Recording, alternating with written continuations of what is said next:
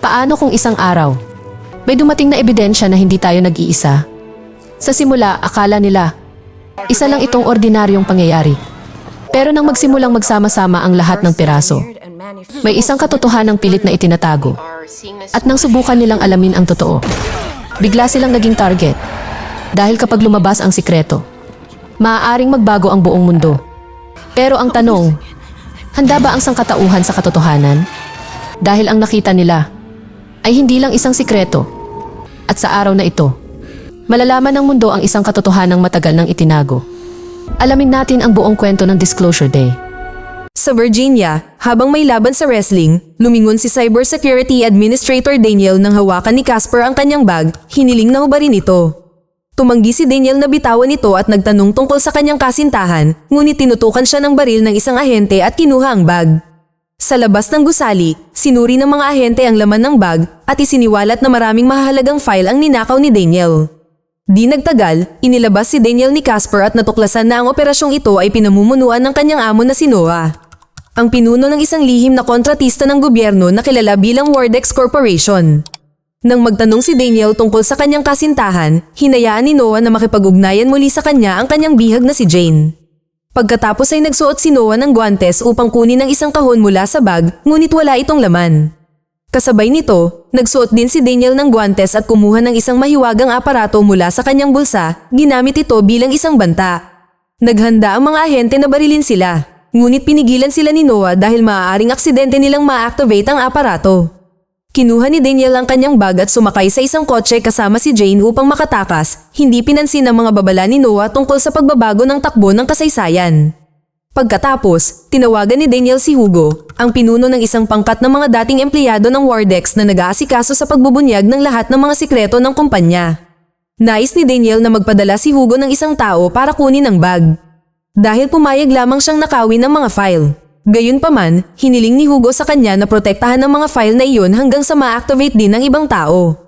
Pagkatapos ng tawag, sinira ni Daniel ang telepono para hindi ito masubaybayan. Ngayon ay kailangan nila ng ligtas na lugar na mapagtataguan. Sa punong tanggapan ng Wordex, ipinaalam ni Casper kay Noah na hindi pumasok si Hugo sa trabaho at nilinis ang kanyang mesa. Natuklasan din niya na ang pangalawang device ay nawawala mula sa malalim na imbakan. Ang pangatlo na lang ang mayroon sila na nakalock sa malamig na silid. Ilang sandali pa, dumating sina Jane at Daniel sa isang kumbento. Laking gulat ni Daniel, niyakap ni Sister Morris si Jane upang salubungin siya at nalaman niya na ang kanyang kasintahan ay dating baguhan. Matapos gamutin ni Mora ang mga sugat nito, palihim na tinanong ni Jane si Daniel kung ano ang nangyayari. Ipinaliwanag niya na 8 taon na ang nakalilipas ay nakakulong siya ng 19 na buwan dahil sa mga cybercrime. At nang lumabas siya, kinuha siya ng Wordex salamat sa kanyang record. 3 buwan na ang nakalilipas, natuklasan niya ang ilang mahahalagang impormasyon na sa tingin niya ay dapat na pag-aari ng lahat ng sangkatauhan. Kinabukasan sa Kansas, sinabi ng meteorologist sa TV na si Margaret sa kanyang kasintahang si Jackson na gusto niyang lumipat muli dahil hindi pa niya natatagpuan ang lugar kung saan siya dapat naroroon. Gayunpaman, pagod na si Jackson sa palagiang paglipat, lalo na ngayon na nakahanap na siya ng trabaho bilang musikero dito. Naputol ang kanilang pag-uusap nang may dumapo na ibon sa kanilang mesa. Habang nawawalan ng ulirat, tumayo si Margaret at tinitigan ng ibon hanggang sa ito ay itinaboy ni Jackson. Pagkatapos ay nagsimulang magmukhang may sakit si Margaret at tinanong ni Jackson kung ayos lang siya, ngunit sumagot si Margaret sa wikang Ruso. Hindi niya namalayan na ginagawa niya ito at bumalik lamang sa Ingles nang sigawan siya ni Jackson na tumigil. Sinubukan niyang tanungin siya kung paano niya alam ang wikang Ruso, ngunit umalis si Margaret para magtrabaho. Habang papunta sa istasyon ng TV, hinarang si Margaret ng isang pulis. Tumingin siya sa mga mata nito at walang kamalay-malay na sinimulang ilarawan ang lahat ng nangyari sa pamilya ng opisyal habang nag-aalmusal. Naiwan ang lalaki sa sobrang gulat kaya't nagmaneho palayo si Margaret. Sa studio ng KCXE, naghahanda ang mga host para pag-usapan ng pandaigdigang kalagayan ng politika na nasa bingit ng digmaang nuclear. Nagdala sila ng isang eksperto mula sa Korea na hindi makapagsalita ng Ingles. At ginulat ni Margaret ang kanyang mga katrabaho nang magsalita siya ng perpektong Koreano. Muli, hindi niya namalayan ang kanyang ginagawa. Nang oras na para sa ulat ng panahon, kinabahan si Margaret ng hindi pangkaraniwang paraan. Biglang naging kakaibang wika ang kanyang Ingles na puno ng kakaibang mga ingay, pagkatapos ay nawalan siya ng malay. Sa Wordex, nakikipagtalo si Noah sa militar at FBI tungkol sa pagkawala ng impormasyon. Naputol siya ng isang ahente na nagpakita sa kanya ng clip ni Margaret dahil nag-viral ito. Ang wika ay tumutugma sa impormasyon sa database ng kumpanya kaya nagpadala si Noah ng isang pangkat sa Kansas. Sa ospital, nagsagawa ang doktor ng ilang pagsusuri kay Margaret habang nanonood si Jackson ng may pag-aalala. Gayunpaman, lahat ng ito ay nagpapahiwatig na siya ay nasa perpektong kalusugan. Nang makakita si Margaret ng ilang kakaibang lalaki sa koridor, sinabi sa kanya ng doktor na sila ay FBI, ngunit tinitigan sila ni Margaret at napagpasyahan na nagsisinungaling sila. Pagkatapos ay tinanong ng doktor si Margaret tungkol sa traumatikong pangyayari noong siya ay 10 taong gulang, ngunit sinabi niyang hindi niya ito maalala. Nagkunwari siyang maayos lang, ngunit isiniwalat ni Jackson na binabangungot siya tungkol sa mga paru-paro at isang malaking bahay. Sinabi rin niya na kumakanta siya habang natutulog. Pagkaalis ng doktor, muling tinitigan ni Margaret ang mga lalaki. Natukoy niya ang pangalan ni Daniel at naramdaman niyang gusto siyang patayin ng mga lalaking ito, kaya hiniling niya kay Jackson na tulungan siyang makatakas. Habang pauwi, nakatanggap si Margaret ng tawag mula kay Hugo na nagsabing matagal na siyang naghihintay na makilala siya. Tiniyak niya sa kanya na isa siyang kaibigan at inalok ng proteksyon. Bigla, binanggit ni Margaret ang isang numero ng telepono at napagtanto na ito ay kay Daniel. Sinabihan siya ni Hugo na sirain ang kanyang telepono at huwag umuwi. Na nangangako na ang kanyang bagong kakayahan ay gagabay sa kanya sa tamang lugar. Inilapag ni Margaret ang telepono sa lupa at sinagasaan ito ni Jackson gamit ang kotse. Pagkatapos ay hiniling niya rito na ihatid siya pahilaga dahil naramdaman niyang naroon si Daniel. Sa kumbento, sina Jane at Daniel ay sinundo ni Santiago. Habang nagmamaneho sila sa kalsada, kinailangan magtago ng mag-asawa tuwing makakakita sila ng sasakyan ng Wardex na dumadaan. Kalaunan, iniwan sila ni Santiago sa isang abandonadong bahay sa gitna ng isang bukid. Napansin ni Daniel ang mga hayop sa likod bahay at pakiramdam niya ay nababasa niya ang emosyon sa kanilang mga mata. Hiniling ni Jane ang natitirang paliwanag, kaya pinatugtog ni Daniel ang ilan sa mga ninakaw na footage sa kanyang laptop. Lumalabas na nagtatago si Wardex ng mga alien para sa gobyerno at nag-eeksperimento sa kanila simula pa noong 1973. Ang mga eksperimentong ito ay nagdulot ng matinding sakit sa mga alien at ang mga nakapanlulumong recording na ito ang ginamit ni Hugo para kumbinsihin ang mga empleyado na tulungan siyang ilantad ang katotohanan sa buong mundo. Nagsimulang umiyak si Jane at lumakas ang sigaw ng alien kaya kinailangan isara ni Daniel ang computer. Iniisip ni Jane kung magandang ideya ba na sabihin sa sangkatauhan ang tungkol sa mga alien dahil baka makita nila sila bilang mga Diyos at tumigil sa paniniwala sa Diyos. Naniniwala siya na ang Diyos ang nagpapanatili sa buong sibilisasyon. Nagkaroon ng pagtatalo, ngunit tumanggi si Noah na makinig sa anumang argumento sa relihiyon. Sa Wardex, pinag-ugnay siya ni Noah sa kanyang team sa ikatlong device. Naninakaw nila mula sa mga alien. Isinara ni Noah ang kanyang kamay sa bagay at sinubukang ituon ng pansin sa isang larawan ni Daniel, ngunit nakita lamang niya ito ng isang segundo bago siya tumigil dahil muntik na siyang mawalan ng malay. Inisip ni Casper kung si Daniel ay isang experiencer dahil hindi gumagana ang aparato sa mga taong iyon. Pagkatapos ay sinubukan muli ni Noah ngunit gamit ang isang larawan ni Jane. Sa pagkakataong ito, gumana ang aparato at nagsimulang mahilo si Jane. Nilabanan niya ang kakaibang pakiramdam na ito, ngunit nanalo si Noah na ipinakita na pinapayagan siya ng aparato na kontrolin siya. Ginalaw niya ang mga braso nito upang subukan ito bago siya muling magkamalay at ang takot na si Jane ay agad na nagsimulang magdasal. Kasabay nito, si Daniel ay nasa labas na nakikipag-usap kay Hugo na nagpadala sa kanya ng viral video na nagsasabing ito ang taong hinihintay nila. Hindi na malaya ni Daniel na nagsasalita siya sa isang dayuhang wika. Naririnig lang niya ang huwag matakot sa hindi mo alam. Isang nagulat na Hugo ang nagsabi sa kanya na susunduin siya ni Santiago upang dalhin sa Kansas sa umaga. Sa sandaling iyon, ang mga halaman sa paligid ni Daniel ay nagsimulang gumalaw upang bumuo ng mga crop circle. Sa loob ng bahay, nakipag-usap si Noah kay Jane salamat sa kanilang mind link. Tinanong niya ang lokasyon nito, kaya itinulak ni Jane ang krusipiho sa kamay nito na pumigil sa katawan nito na magising. Sa kasamaang palad, mabilis na muling lumitaw si Noah at nagtanong tungkol sa lokasyon nito. Hindi alam ni Jane kung nasaan siya, ngunit napilitan siyang sabihin sa kanya ang tungkol sa kumbento at ang daan na kanilang tinahak noong umalis sila. Nagdugo ang kamay niya dahil sa krusipiho at kinailangan niya itong ihulog. Ang mga tagubilin ni Jane ay nagbigay daan sa pangkat ni Noah na mahanap ang bahay. Ang paggamit ng aparato ay nagpapalala sa kanyang karamdaman at nag-aalala ang pangkat medikal. Ngunit patuloy na kinakausap ni Noah si Jane, sinasabing ang katotohanan ay magpapagulo sa mundo. Kung susubukan muli ni Daniel na tumakas, dapat niya itong pigilan. Sinubukan ni Jane na tumanggi, kaya pinilit siya ni Noah na kumuha ng kutsilyo. Sa daan, biglang nakaramdam si Margaret ng kakaiba at desperadong kinuha ang telepono ni Jackson para tawagan si Daniel. Sinabi niya sa kanya na pupunta sila sa lokasyon nito para patayin ito at hindi siya dapat bumalik sa bahay dahil sinisid ni Noah si Jane. Kahit na hindi niya alam ang ibig sabihin nito. Sawang-sawa na si Jackson sa pakikinig sa lahat ng kalokohang ito at kinuha ang kanyang telepono bago pa siya makapagsalita pa. Napagtanto ng nalilitong si Daniel na totoo ang tawag nang makita niya ang mga sasakyan sa harap ng bahay at nagpas siyang palihim na maglibot. Nang makalabas na ang lahat ng ahente sa kani-kanilang mga sasakyan, sumakay si Daniel sa isa at sinubukang magmaneho palayo.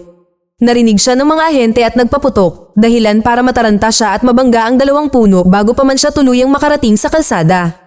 Nang bumalik ang mga lalaki sa kanilang mga sasakyan upang sundan siya, sumalpok si Daniel sa bahay upang iligtas si Jane bago bumalik sa kalsada. Habang naghahabulan, muling kinontrol ni Noah si Jane, dahilan para bumunot ito ng kutsilyo mula sa kanyang manggas. Sa sandaling iyon, isa sa mga sasakyan ang tumama sa sasakyan ni Daniel mula sa likuran, dahilan para mabitawan ni Jane ang kutsilyo at humina ang link. Nakuha ni Jane ang kutsilyo ngunit nag-alangan siyang gumalaw dahil paulit-ulit na binabanggit ni Daniel ang kanyang pangalan. Isang desperadong si Jane ang lumaban sa kontrol ni Noah at ang kutsilyo ay nauwi sa pagsaksak sa kanyang sugat sa krusipiho. Napasigaw siya sa sakit at naramdaman din ito ni Noah, dahilan para mabitawan niya ang aparato at wakasan ang koneksyon. Pinalibutan ng team si Noah nang siya ay mawalan ng malay dahil sa seizure habang kinuha ni Casper ang aparato gamit ang kanyang hubad na kamay. Ginawa siyang invisible nito para lamang bumalik nang mabitawan niya ito at agad na nawalan ng malay. Sa kalsada, nagpaputok ang mga ahente, sinira ang maraming bintana ng sasakyan ni Daniel at maging ang isang gulong. Habang sinusubukan niyang kontrolin ang sasakyan, medyo awkward siyang tumawid sa isang tulay at hindi nakita ng mga ahente ang harang hanggang sa huli na ang lahat. Bumagsak ang sasakyan sa harap at hinarangan ng daan para sa lahat ng iba pa. Nang mapagtanto ni Jane ang nangyari, niyakap niya si Daniel nang umiiyak, ngunit tiniyak ni Jane sa kanya na hindi niya kasalanan at si Noah ang may gawa nito. Pagkatapos ay lumiko siya sa isang alternatibong kalsada, ngunit sa kasamaang palad ay kinailangan niyang ihinto ang sasakyan sa gilid ng bangin. Narinig nila ang papalapit ng mga ahente, kaya tinapakan ng mag-asawa ang isang bato sa pedal ng gasolina at hinayaan itong mahulog mula sa bangin bago tumakbo palayo. Pagdating ng mga ahente, nakita nila ang sasakyan sa ilog at nagsimulang mag-organisa ng isang paghahanap sa ilalim ng tubig. Sa isang gasolinahan, sinabi ni Margaret kay Jackson na sa wakas ay alam na niya kung saan siya dapat naroroon at inihambing ito sa daloy ng musika nito. Sinabi rin niya na kailangan nilang pumunta sa silangan ngayon upang hanapin si Daniel. Nagkunwaring nakikipagtulungan si Jackson at pumasok sa tindahan kung saan ang mga tao ay naghahabol ng mga supply dahil paparating ang digmaan. Palihim niyang tinawagan ng doktor at ibinigay ang address, hiniling dito na sunduin si Margaret dahil lumalala na ang kalagayan nito. Nang lumabas si Jackson, natuklasan niyang wala na si Margaret at ang kotse nito. Isang bata sa ibang sasakyan ang nagbigay sa kanya ng mensahe mula rito, mahal niya ito, ngunit papunta ito sa silangan. Kinagabihan, nagtago sina Daniel at Jane sa isang motel at hindi mapigilan ni Daniel ang pagsusulat ng mga math equations sa notebook ng motel. Tinawagan niya si Hugo para sabihin dito na naaalala na niya ngayon ang mga nakakatakot na hayop na nakatingin sa kanya at hindi siya makaiwas ng tingin hanggang sa una ay inalis nila ang tingin. Hinala ni Daniel na nirecruit siya ni Hugo para sa ibang dahilan bukod sa kanyang kasanayan sa matematika at kinumpirma ito ni Hugo, ngunit tumanggi siyang magpaliwanag.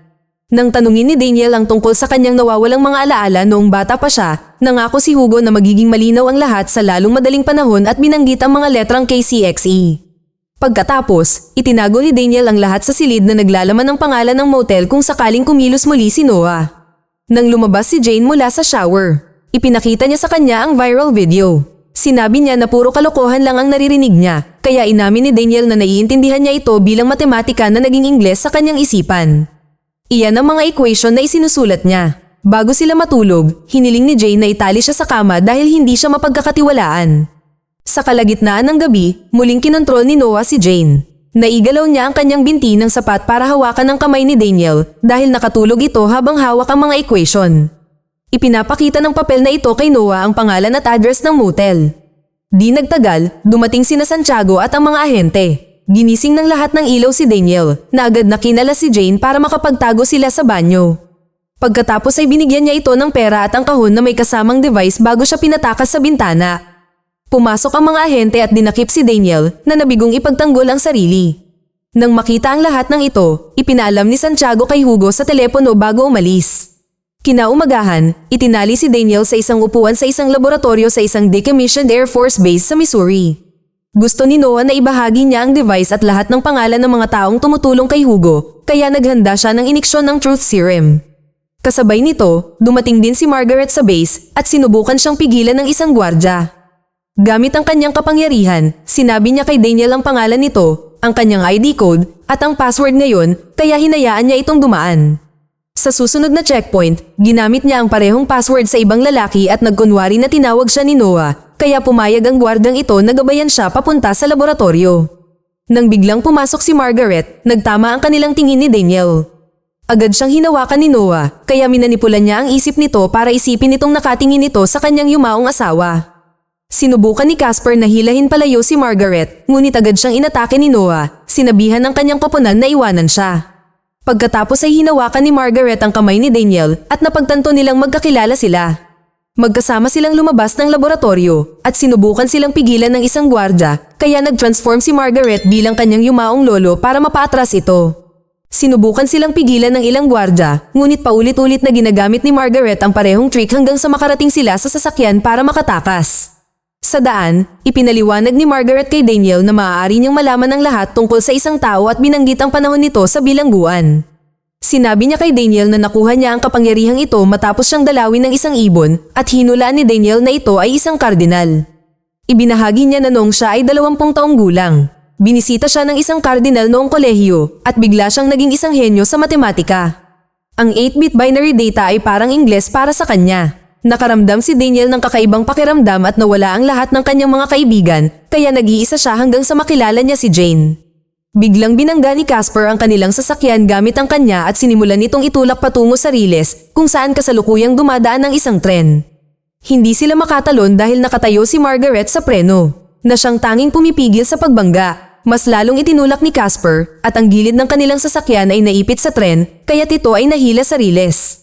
Sinipa ni Daniel ang windshield hanggang sa ito ay matanggal, pagkatapos ay umakyat ang dalawa sa hood upang subukang maabot ang hagdan ng tren. Sa sandaling iyon, nagmaneho si Casper palapit sa kanila at nagpaputok, ngunit nabigo ang lahat ng putok at naubusan siya ng bala. Nang makarating si Daniel sa hagdan, nagsimulang dumulas si Margaret. May paparating na isa pang tren, kaya napilitan siyang gumawa ng mapanganib na pagtalon. Mabuti na lang at naabutan siya ni Daniel at nasira lamang ng kabilang tren ang kanilang sasakyan. Matapos palihim na makapasok sa loob ng tren mula sa bubong, inatake si Margaret ng panic attack. Ayaw niya ng panginginig ng kanyang mga kamay dahil ipinapaalala nito sa kanya ang Parkinson's disease ng kanyang ama. Kinausap siya ni Daniel para manatili siyang nakaangkla sa realidad at inilagay ang mga kamay nito sa isang instrumentong kwerdas na natagpuan niya sa tren na sa wakas ay nakatulong sa kanya na kumalma. Maya-maya, kinuha ni Noah ang isip ni Hugo at tinanong kung si Daniel ay isang experiencer. Nakinumpirma ni Hugo. Nahulaan ni Noah na isang alien na may codename na Invivo 17 ang nagsabi kay Hugo na i-recruit si Daniel at ipinaalala sa kanya na hindi mapagkakatiwalaan ang kanilang mga interes. Gayunpaman, natutunan ni Hugo na ang pagmamalasakit ay isang kalamangan sa ebolusyon at isiniwalat na tinulungan niya ang Invivo 17 na makatakas 5 taon na ang nakalilipas. Nang tawagin siyang baliw ni Noah, sinabi ni Hugo na si Noah ang nabaliw matapos mawala ang kanyang asawa. Maaaring makita ni Noah ang katotohanan tungkol sa mga alien bilang isang virus, ngunit inisip ni Hugo na ito ang magtatatag ng kaayusan sa buong mundo. Biglang hinanap siya ng team ni Hugo. Sinubukan niyang palayasin sila, ngunit huli na ang lahat. Bumalik na si Noah sa lab at hinahanap ang mga miyembro ng team na iyon sa database ng mga empleyado. Sa sandaling matukoy nila ang mga ito, sinimulan nilang subaybayan ang kanilang mga telepono.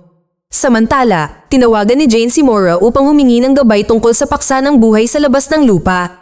Itinuro ni Mora na hindi itinatanggi ng Biblia ang pagkakaroon ng mga dayuhan at hindi nito mayayanig ang kanyang paniniwala sa Diyos.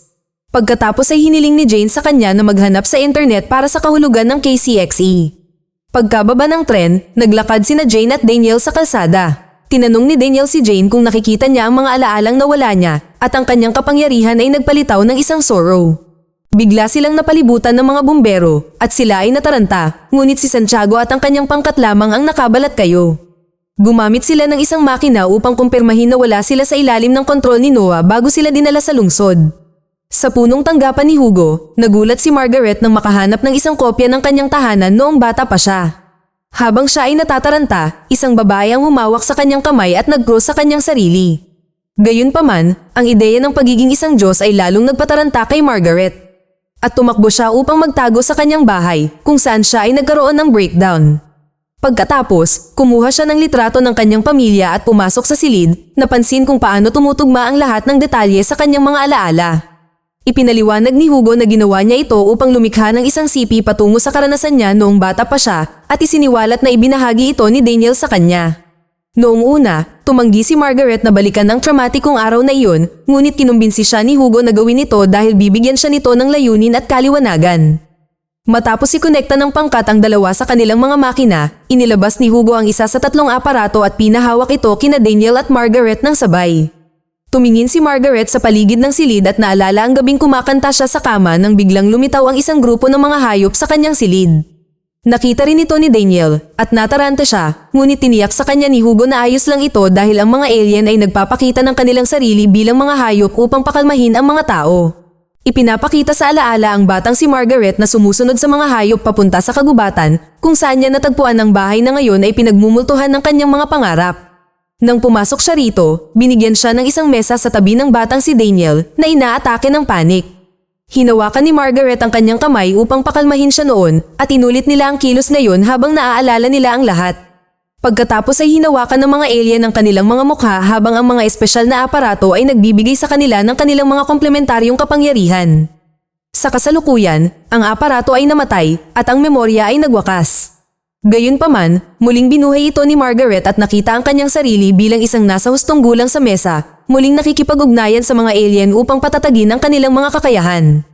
Ngayon ay handa na ang dalawa na kumilos. Sa sandaling iyon, pinalibutan ni Noah at ng kanyang mga tauhan ng gusali. Kinuha ni Margaret ang aparato ng alien at ginamit ito upang gawing hindi nakikita ang bahay kasama ang koponan sa loob. Nang pumasok ang mga kalaban, gumamit sila ng scanner upang kumpirmahin na may mga tao rito. Sinabihan ni Margaret ang koponan na tumakbo sa likurang pinto, kaya pinasundan ni Noah ang kanyang mga tauhan sa mga tunog ng pagtakbo at mga tilamsik sa tubig. Gayunpaman, nang sumunod ang mga ahente, bumangga sila sa mga gamit sa bahay. Habang nahihirapan si Margaret na kontrolin ng aparato, sumakay ang buong grupo sa trap ng bumbero. Sinubukan ng mga ahente na sundan ng mga sulyap sa ilaw ng aparato ngunit nabangga rin ang truck. Inilayo ng mga hindi nakikitang miyembro ng koponan ang mga bumagsak na lalaki sa daan bago binuksan ni Santiago ang sirena ng truck. Ang ingay ay nagpatakbo sa mga kalaban at nagawang umalis ng truck sa gusali, nabangga ang ilang mga sasakyan. Nang makalayo na sila ng sapat, binitawan ni Margaret ang aparato na mabilis na nagkahiwa-hiwalay. Ilang sandali pa, nakarating ang koponan sa studio ng KCXE. Gamit ang kanyang kapangyarihan, kinumbinsi ni Margaret ang kanyang amo na hayaan siyang gumawa ng isang espesyal na transmission at hindi nagtagal ay tumulong na ang buong crew. Sinimulan ni Daniel na i-upload ang lahat ng footage mula sa mga ninakaw na USB stick papunta sa satellite feed at sinalubong ni Hugo ang isang trap na may misteryosong delivery. Nang dumating ang mga tauhan ni Noah, mabilis silang pumasok sa gusali at pinutol ang kuryente bago sinira ang mga generator. Pagkatapos ay ginabayan ni Noah ang kanyang mga ahente sa pangunahing studio upang subukang dukutin si Margaret. Gayunpaman, unang dumating si Jane at ibinigay sa kanya ang huling aparato. Ginamit ito ni Margaret upang paganahin ang buong gusali at walang nagawa ang mga kontrabida kundi ang umatras. Ngayon ay nagsimula na ang transmission at inanunsyo ni Margaret na ito na ang araw ng pagsisiwalat. Matapos ipaliwanag kung ano ang ginagawa ng gobyerno sa mga alien sa loob ng ilang dekada.